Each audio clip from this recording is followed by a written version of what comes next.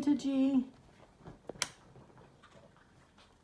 kind of dark, you know. I think it even has a little hint of Day of the Dead in here. So when you got your kit, you would have gotten your package of ephemera, your sheets that make up the book, and then, so let's get started on how to put this book together. So what you're gonna do is, there was already one fold line done for you, and you're just gonna follow the rest of the fold lines, and your long and your short. So let's do that with all three.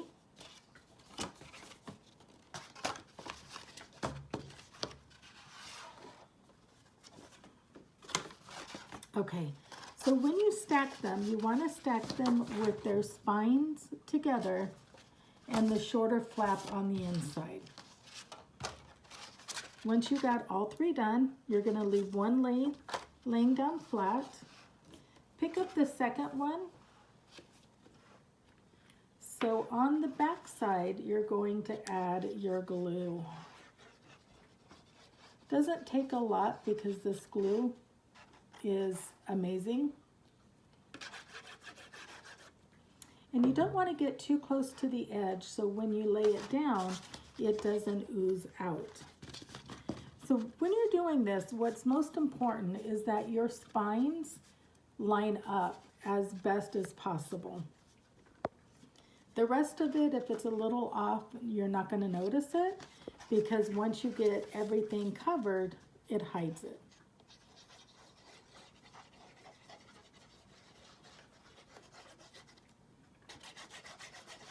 I'm taking the third and doing the same thing, just sandwiching it, tapping it, and making sure that all of these line up perfectly.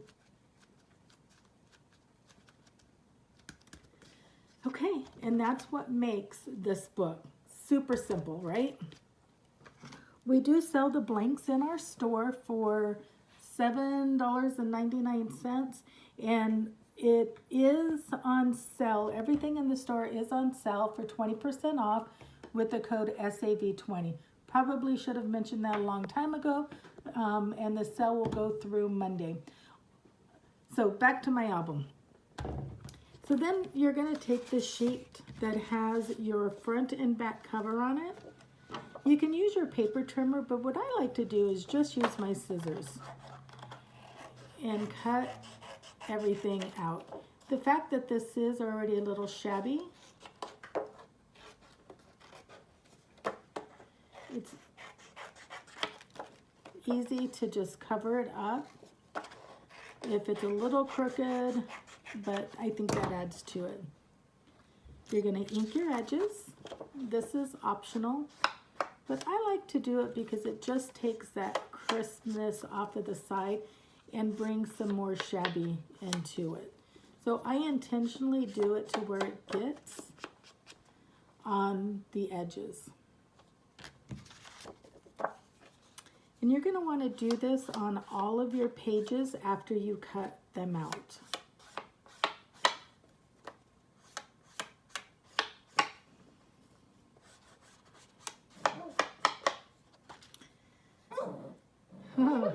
All right, Zoe. Okay, so once you have everything cut out, you can start your assembly. I'm not going to waste your time on camera cutting. So here is what you're going to do. For your cover, you are going to take your black pieces, stack them together, and glue one on top of the other.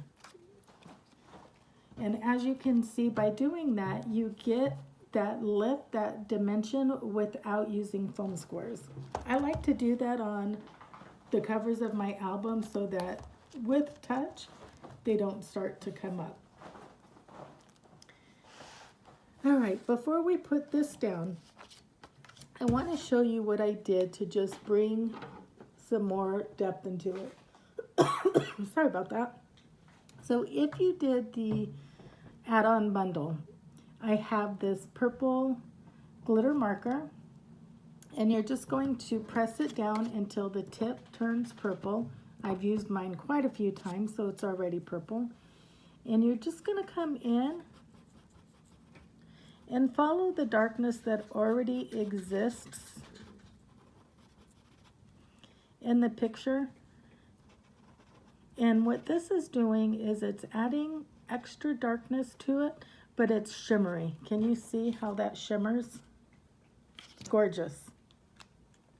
So put as much of that as you want on it. Then you're going to take, if you have it, your glitter glue. Sorry about that. Zoe is having fun today. And I'm just tapping in some places but you can. You know, the nice thing about this, if you look here, is it does dry clear. And it also stays dimensional. So when you rub this, you can actually feel where I've put it on heavier than in other places. So you can just put it anywhere you want. And then what I did is I like to just tap in other areas to bring the book together with that look. And you can do that on all of your pieces if you'd like, either before you put the book together or after. So here is page 1, 2, 3, and 4. So here, page 1, your mats are 4 by 4 with your white portion 3 3/4 by 3 3/4. Everything is put together using foam squares. And you'll notice here that I wanted to be able to still slip a picture into this. So I didn't take the backing off of the foam squares where my picture would go on here. If you don't want to cover up that much of the picture, you can move your mat over or up. Doesn't have to be right dab in the middle. So this piece here, you would cut your black 8 by 3 1/2, and then your white pieces. So this top piece is right here. So you're just going to cut that out. You can leave the black border if you want, take it off. But your inserts are 3 1/4 by 3 3/4. And you're going, for each page, you're going to want 2 of them here, and then 1 here, and then use these pieces to go on top of. Now, if you want more pictures, you definitely could add this flap also onto the inside. And then this would just be attached either to the front, right in the center, or different ways. So you can also see that throughout this whole book, I have used the glitter and my purple pen throughout. Here on the end of each page, you have a strip, and that's this strip here. And what I do is I put a little bit of glue on both of the ends, and then down here, so you can tuck other things into this little pocket. It just makes it a little bit more dimensional. One of the things I like to do is just make slimmer photo mats.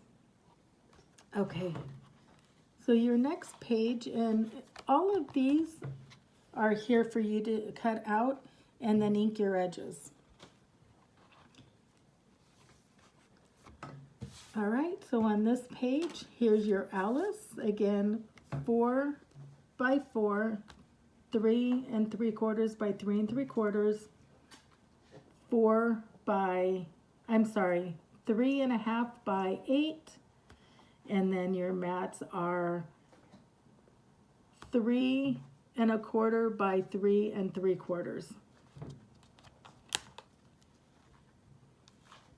Now I found that this stays a little tacky sometimes until it fully dries. If you don't like that tackiness, you can take a little bit of talcum powder, put over it, and then just rub it off, and that'll take that tackiness away. I used the glitter pen here. I used glitters everywhere. And then here's the last page.